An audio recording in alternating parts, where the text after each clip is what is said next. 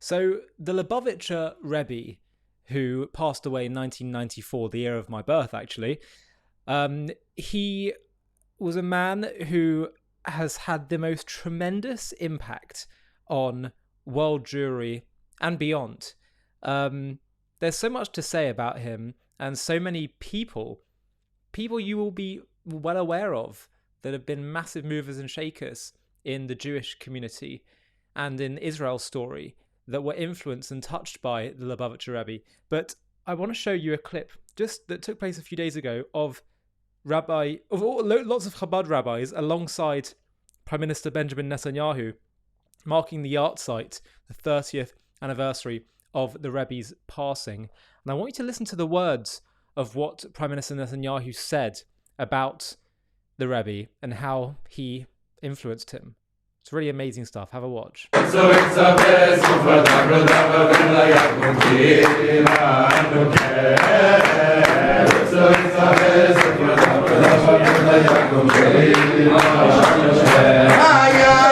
The first reason primarily we're here is to show up. We're one family, we're together with our brothers and sisters, and we're here to express our love and our support to the Prime Minister and to all the people of Israel during this difficult time. I saw the Rebbe the first time in Simchat Torah, 42 years ago. He said three things: Ahavat Israel, defend Eretz Israel, and fight the lies. It's not that the attacks against us don't repeat themselves. B'chol dor v'dor, kamim aleinu lechalotenu. Hakadosh Baruch Hu, ken, yatzilenu miyadam. But we have to help.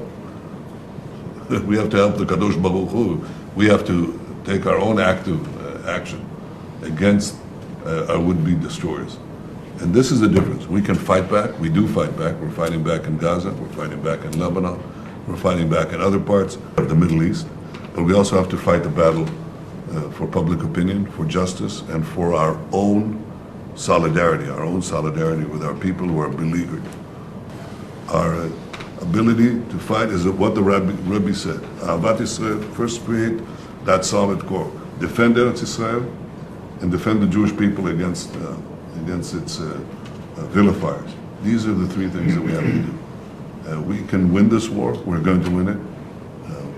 We are winning it, in fact, pummeling our enemies with the force and the indomitable courage of our soldiers. They are tremendous heroes, really, no question about it. But we also have to win the war in the world. The quicker we end this war, the quicker we'll be able to also fend off the slanders. And that's something that we're going to do. The most important message I have for you is don't bend, don't cower, don't surrender, not to these anti-Semitic lies, not to the fear, not to the intimidation. Stand up and be counted. You're doing that. So you are our ambassadors in the spirit of the Rebbe. This is what the Rebbe told me. He said, you're going to be the ambassador of the Jewish people in the hall of darkness, as he called the UN.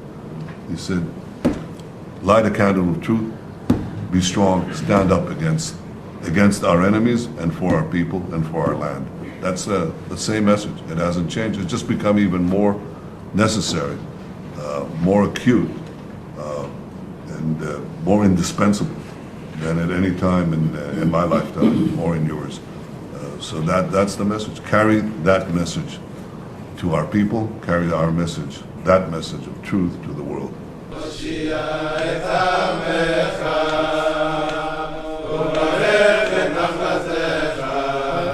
I'm going to stop this here. And there are a few things that he said there which I think are so poignant, so remarkable, actually. The first thing is, did you hear what he said? When he met the Rebbe, when was it? It was on Simchat Torah. Now, you should know, by the way, when I mentioned at the start, there are many other great figures, previous prime ministers of Israel, that met the Rebbe. Begin. I think of the former chief rabbi, the late Rabbi Jonathan Sachs, whose whole trajectory was kicked off by the Rebbe, who told him he had to go and become a rabbi. And he talks about the amazing impact of the Rebbe on him. So many people. But Netanyahu, when did he meet the Rebbe? Simchat Torah. Now, why do I find this so significant? Simchat Torah was October 7th. That was the day that we the the Jewish people's story, our trajectory, it changed. That moment, everything he was talking about came into focus. Everything we're dealing with today came into focus, became magnified in a way that it really never has been. That this issue of telling the truth, fighting the lies, fighting the enemies of Israel, the importance of loving the Jewish people, standing together as one, the unity that was in some ways evading us prior to October 7th, in many ways actually, has become so important. Everything that Netanyahu's doing and what his life's about was epitomized on that day. And I just find it quite interesting, notable, even eerie, that it was Simchat Torah when they met all those years ago. The second thing that he said was that it was amazing to see this, because this is a man who isn't always associated with being someone that has an overt religious kind of mindset. He was saying that he knows that God ultimately is running the world and in control, but we have to partner with him. That is so Jewish. That is exactly the message of the Torah, that God says, I wish to partner with you. Yes, I could do everything by myself, but what's the point? The whole point of the Torah and the point of him creating the world is for us to partner with him, for us to do our bit. So powerful. And it's in some ways is symbolized by that story of, when Moses suggested that they send the spies into the land of Israel to plot out the land. And Moshe isn't sure, is this a good idea or a bad idea? And he turns to God. God, tell us what to do. And God says to Moses, well, I don't know. What do you think? He's like, what? They were experiencing, everything was just a one-way relationship. They were getting directives from God. God was helping them, saving them. They were having a very spiritual, elated, easy existence in the desert where all their needs were taken care of. And suddenly, God says, well, you make a decision. Partner with me. And that is what the work of conquering, possessing the land is all about. Not just this land, the whole earth is partnering with God now. No longer just taking a back seat, no longer just being a passive recipient. And Netanyahu gets that. So Jewish. We don't just believe in fully surrender and just let God take control of everything. Yes, he can control what we're not in control of, but the things we are in control of, doing our part, making the moral choices, reacting to the situations God placed us in, that is down to us. And he's totally right to say that. And the third thing that he spoke about is the need to, it needs to speak the truth. He said we need to speak the truth. And I think that on some level, we are doing that and we do get that. But I think if the Rebbe were here with us now, I'm sure he would endorse the idea that we also need to speak the deeper truth of who we are and why we belong in the land, and the Jewish people's relationship with God and with destiny, and to do things the way the Torah tells us to do it, including the way in which we should be conducting the war, including how we articulate to the world why we are where we are and why we do what we do. And that is perhaps something that I would welcome seeing more of from our Prime Minister in Israel and from all Jewish leaders and advocates. We should just tell the unadulterated truth that the Jewish people are God's chosen people. We were chosen to be his voice to the world, to teach the world about his vision for the world, about the Torah, the laws and the ideas and the narratives within the Torah. We're there to teach the world that. And he assigned us the land of Israel to be our eternal inheritance, to be our base from which to conduct this mission. And there's no arguing with that. And the truth has power.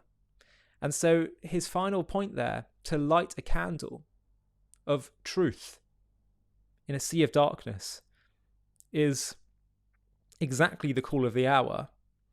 And all I would say is we should just take it to an even more fundamental level.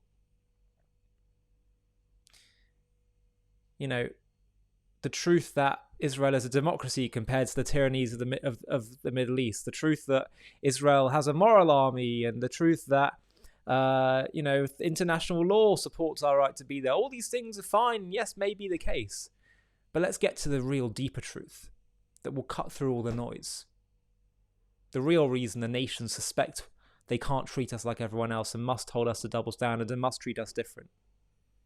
Because we are different, and we should embrace that difference and tell that truth to the world. I think the world would respect it. One of the reasons the Rebbe cut through so many political divides, right and left, religious and secular, and Chabad still do to this day, I think, above all else, is because they just are prepared to speak the truth without great fanfare, without big marketing campaigns, without deep intellectual persuasive arguments. I'm not saying they don't do that as well, but fundamentally, the very simple act of telling the truth can't be argued with. And it has an immense power. And that actually is the call of the hour today. It says, we're told there's a tradition that the truth will be lost prior to the times of the Messiah. But we all know in our heart, in our guts, in our souls, we know truth when we hear it and when we see it.